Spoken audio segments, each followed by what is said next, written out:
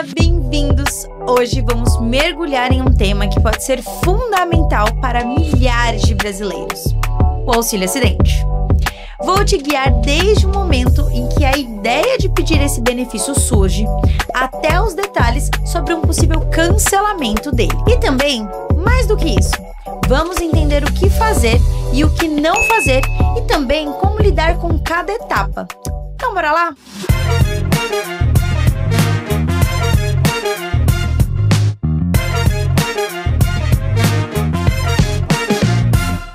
Vamos começar aqui com uma pergunta simples, mas crucial. Por que isso importa? Todos os anos, milhares de trabalhadores com carteira assinada sofrem acidentes ou desenvolvem doenças diretamente ligadas ao seu ambiente de trabalho, que deixam com algum tipo de sequela funcional. E mesmo que consigam voltar ao serviço, muitas vezes não voltam com a mesma condição física. Para ficar mais claro, vamos dar alguns exemplos aqui que demonstram casos como esses. Temos o exemplo do caso dos eletricistas, que depois de algum acidente envolvendo fogo ou algum tipo de queimadura, acabam perdendo a sua mobilidade das mãos. Ou motoristas que perdem o reflexo após um acidente que deixou alguma sequela ocular na vista, impedindo que ele dirija com a mesma segurança e atenção. E temos também os mais comuns, como os de trabalhadores da construção civil, que passam a viver muitas vezes com dores crônicas por lesões nas costas devido ao peso constante que carregam, ou de alguma queda que pode sofrer dentro ou talvez até fora do trabalho, o que impede de continuar trabalhando da mesma forma como antes, mesmo após o período de recuperação dele já ter passado. Todos esses exemplos demonstram algum tipo de sequela e como elas impactam diretamente em seus serviços. Às vezes, o que pode passar despercebido por você pode ser uma sequela definitiva em sua vida. E é exatamente para situações assim como essa que existe o auxílio acidente. Ele não é um presente nem um favor, tá? Ele é um reconhecimento de que a pessoa, mesmo ainda podendo trabalhar ou exercer as funções do dia a dia, sofreu uma perda. Uma perda física como um membro ou parte dele, uma perda funcional em sua capacidade de produção e trabalho ou até mesmo de capacidades em geral. Esse benefício ele tem caráter indenizatório e seu valor ele é calculado com base em suas contribuições durante o seu período de trabalho e, sendo assim, ele é pago mensalmente até a aposentadoria. Mas antes de pensar em receber, é preciso entender quem realmente pode solicitar e o que precisa ser apresentado. Então vamos lá. O primeiro critério é muito simples: ter sofrido um acidente de qualquer natureza ou uma doença ocupacional, desde que ela deixe alguma sequela. Mas atenção!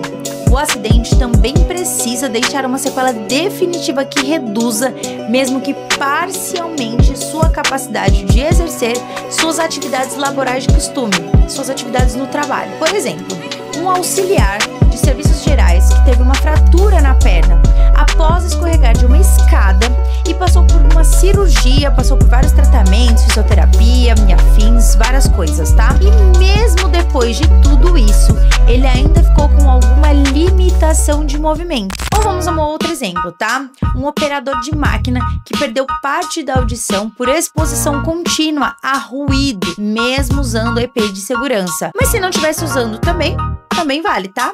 O que vale lembrar é que nem sempre é 100% funcional, que em algumas funções, mesmo com o seu uso, os riscos do trabalho ainda são maiores do que o fator de proteção dessas EPIs. Ou ainda vamos mudar aí para um outro exemplo.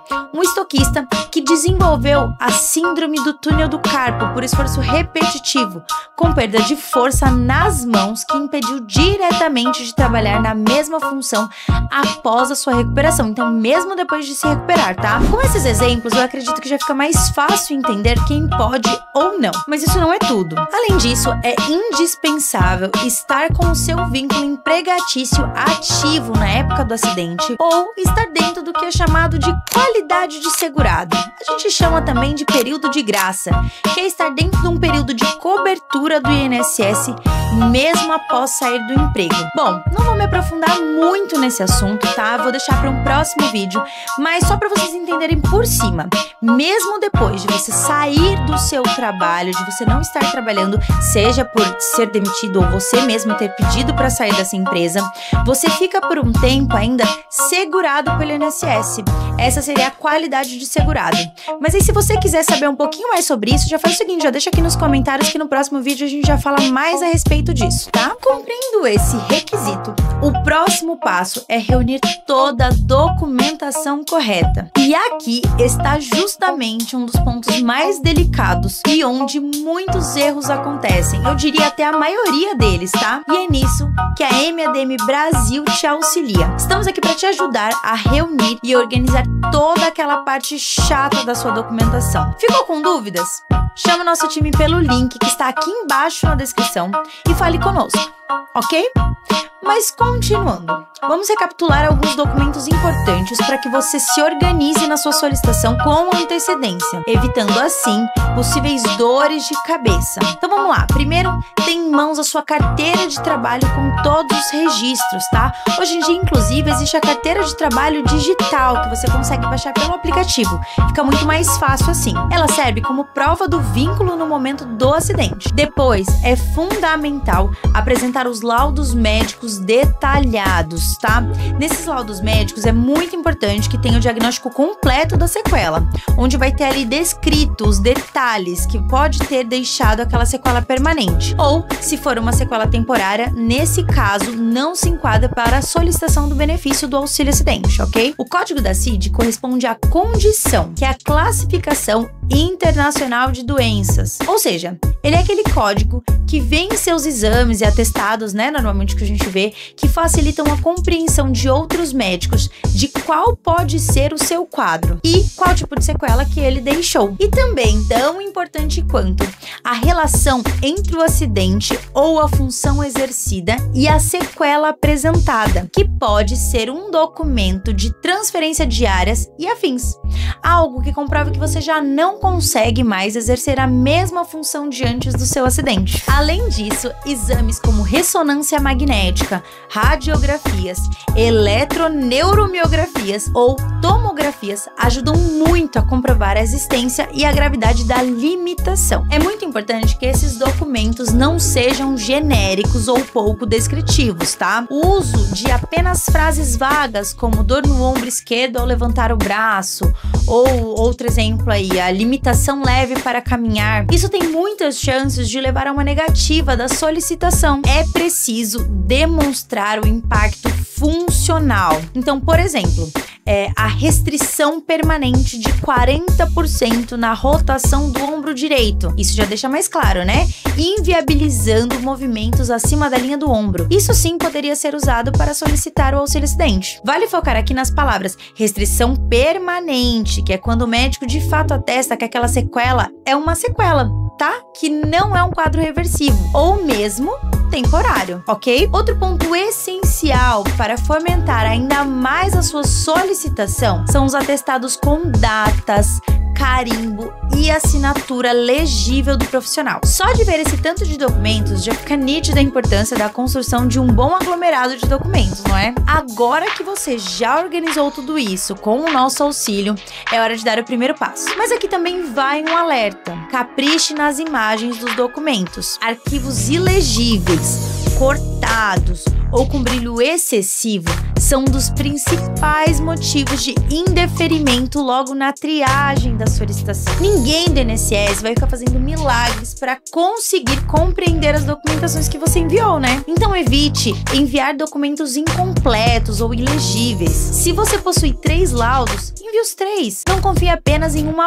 folha com diagnóstico. Mostre o histórico completo. E aqui é onde está o ponto mais crítico, tá? O agendamento da perícia médica. E será esse momento, o momento mais decisivo para a concessão ou não do seu auxílio acidente. Muita gente se engana achando que a concessão é apenas documental, depende só dos documentos. Mas não, o parecer do perito é soberano, ou seja, é ele quem irá concluir se existe ou não a redução redução da capacidade, através também dos exames que você vai entregar, mas também do exame pericial presencial que ele fará em seu consultório. Mas calma, mais adiante vamos falar profundamente sobre a perícia, tá? Agora, para encerrarmos esse primeiro bloco, alguns erros que você não pode cometer. Então, primeiro, apresentar documentos com CID divergente do histórico médico. Segundo, tentar vincular uma sequela antiga a um acidente atual. Terceiro, esquecer de mencionar no laudo a relação com a função exercida. Lembra que a sequela tem que impactar no seu trabalho. Quarto, deixar de comprovar que a sequela é permanente. E quinto, não apresentar qualquer indício de redução na capacidade. Lembre-se, não é o acidente em si que gera o benefício, mas sim a sequela permanente que conecte com o trabalho. Agora, vamos para uma das etapas mais decisivas no caminho do auxílio-acidente, a perícia médica. É ali que se decide oficialmente se existe, de fato, redução funcional com base em laudos e exames. Entender esse momento pode aumentar muito suas chances. Primeiro ponto, preparação antecipada. É essencial chegar preparado. Imagine algo simples, como um eletricista que sofreu um choque. Se ele apresentar apenas o atestado dizendo dor no pulso, é muito provável que o médico perito questione. Mas se ele trouxer um laudo com o CID, resultado de uma eletroneuromiografia, mostrando lesão do nervo mediano e descrevendo que ele não consegue mais segurar ferramentas, isso sim poderia fazer toda a diferença. Então, o que levar? Informe-se pelos tópicos: histórico clínico completo com datas e evolução, exames que comprovem a sequela, como teste de redução nervosa, por exemplo, relatórios funcionais, tá? Como, por exemplo, sou eletricista e não consigo mais trabalhar em altura, levantar materiais acima de 5 quilos e segurar parafusadeira. Relatórios ocupacionais também, que descrevam ali o cargo, funções e a frequência das atividades envolvidas. E por que isso é importante, tá? Porque o perito precisa entender que até que ponto a sua rotina de trabalho foi afetada de forma definitiva pelo acidente. E é essa análise, que se positiva, que garante o seu benefício. Agora atenção, tá? Em vez de dizer sinto dor, diga quanto tempo consegue ficar executando determinada tarefa. Seja objetivo, mas muito detalhado. Coloque ali até tempo mesmo, horas, minutos. Passando agora na sala da perícia, vamos imaginar que você é um motorista de ônibus que sofreu uma queda de bicicleta, sofreu uma fratura no ombro e voltou ao trabalho, mas ficou sem conseguir girar o braço completamente. O perito pode pedir para você executar movimentos simples, tá? Como, por exemplo, levantar o braço, tocar a cabeça, estender o cotovelo. E nesse momento, o relato faz todo sentido. Mas olha, pule aquela parte da autopiedade e vá direto ao ponto, tá? Responda com clareza, mostre coerência entre os relatos, entre os exames e histórico profissional. Isso transmite consistência, você só precisa dizer a verdade. Agora, caso o resultado seja deferido, você receberá algo como: após a avaliação pericial, ficou constatada sequela funcional definitiva com redução da capacidade laboral, concedido auxílio-acidente. A partir daí, em poucos dias o valor será liberado. Mas e se não deferirem?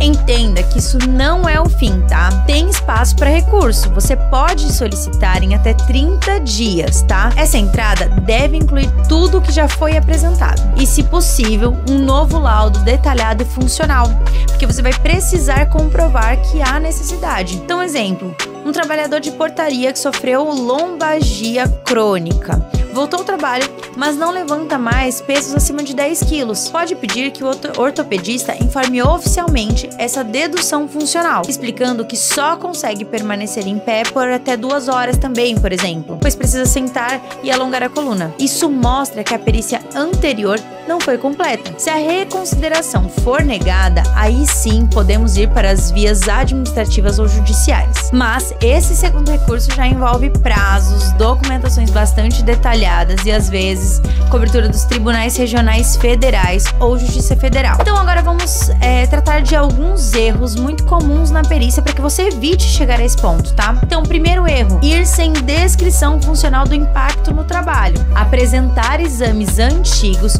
não mencionar que a sequela é permanente, mesmo que você viva com ela há anos, tá? Ser vago nas respostas. Então, por exemplo, ao ser perguntado se consegue erguer o braço, mais ou menos, isso gera muita insegurança no perito. Mas um exemplo prático, tá? Se um pedreiro que teve uma fratura no tornozelo voltou a andar, mas agora não consegue mais subir as escadas repetidamente, se ele diz eu consigo, sem mencionar a dor ao subir os 3 andares, o perito pode considerar que não é limitação. Mas se ele disser, ao subir mais de 2 lances de escada, sinto forte dor que me força a parar e descansar, o impacto fica mais evidente. Agora vamos falar da documentação complementar após a perícia. Se o perito não considerar um laudo específico, você pode anexá-lo com o pedido de reconsideração. Se houver, por exemplo, divergência entre o perito e o laudo, o recurso pode incluir parecer de outro médico com especialidade, que descreva a limitação com base na rotina do acidentado. Apresente, nesse caso, depoimentos funcionais se disponíveis. Então, por exemplo, colegas, supervisores ou até um laudo médico do trabalho informando sobre a realidade vivida no trabalho. Agora, para discutirmos sobre prazos, tá? Você tem 30 dias contados a partir da ciência da decisão, que pode ser acessada pelo meu INSS para protocolar o recurso de reconsideração. O INSS tem mais 30 dias para responder. Se for negado novamente, inicia-se uma nova contagem de 30 dias para o recurso judicial. Essa parte pode parecer um pouco confusa, e realmente é, mas isso é assunto para o outro vídeo, tá, gente? E lembre-se, nunca, em hipótese alguma, perca esses prazos. É comum o pedido ser indeferido simplesmente por não ter sido enviado dentro do prazo legal. Use calendários, alarmes, anotações, tudo o que for necessário para que você não se esqueça, e também sempre mantenha comprovantes de protocolo, tá? E por fim, pensamos no seu bem-estar durante esse processo. A espera, a incerteza, o aspecto financeiro fragilizado, isso deixa muitas pessoas desanimadas no decorrer, devido também ao tempo de demora de alguns casos específicos que eles podem levar mais tempo. Então, para evitar todos esses desconfortos, aqui vão mais algumas dicas, tá? Primeiro, mantenha sempre tudo atualizado, sua rotina, seus exames e consultas médicas, tudo salvo. Guarde os relatórios mensais com dados de dor, de restrição de impacto no trabalho. Conte também com o apoio psicológico ou grupos de convivência para aliviar a tensão emocional. Bom, se você chegou até aqui, talvez já tenha o auxílio acidente concedido. E aí bate aquela sensação de alívio. Afinal, depois de um acidente ou uma limitação permanente, esse benefício representa uma ajuda para manter o básico funcionando e colocar a sua vida financeira nos trilhos após esses problemas. Mas o que pouca gente te explica é que o auxílio acidente pode sim ser cancelado em alguns casos extremos. Não acontece com todo mundo, tá? Mas pode acontecer. E como nosso papel aqui é sempre te informar de todos os detalhes possíveis sobre esse assunto, é melhor estar preparado para qualquer cenário. Mas calma, você não precisa ter medo. Então vamos direto ao ponto. Em que situações esse benefício pode ser cortado? A primeira e mais comum é quando a pessoa se aposenta, tá? Isso mesmo. Se você começar a receber aposentadoria por idade, tempo de contribuição, ou até por incapacidade permanente, qualquer tipo, tá? O auxílio acidente ele é cancelado automaticamente. Isso é uma regra e não tem como manter os dois. A segunda situação é quando o INSS entende que você recuperou a sua capacidade. E como eles chegam a essa conclusão? Simples.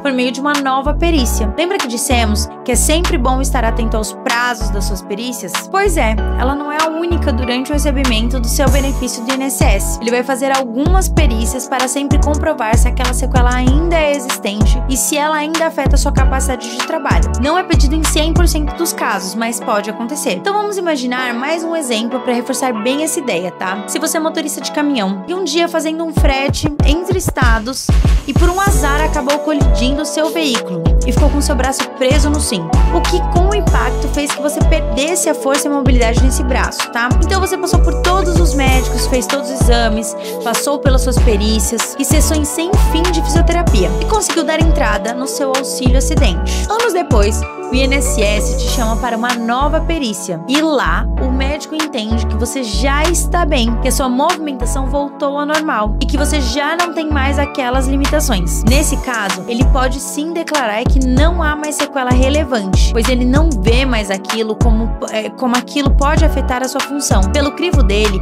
ele compreende que você consegue voltar às suas atividades como antes, tá? E nesse caso, pronto, o benefício é encerrado. E aí a terceira situação é ainda mais grave, quando você não comparece à perícia. Se você for convocado a uma perícia e não comparecer sem uma justificativa, o benefício ele pode ser suspenso e às vezes até encerrado definitivamente. Por isso, reiteramos a importância de que você fique atento às notificações. Mesmo que ache que tudo está certo, vá e se apresente para o INSS.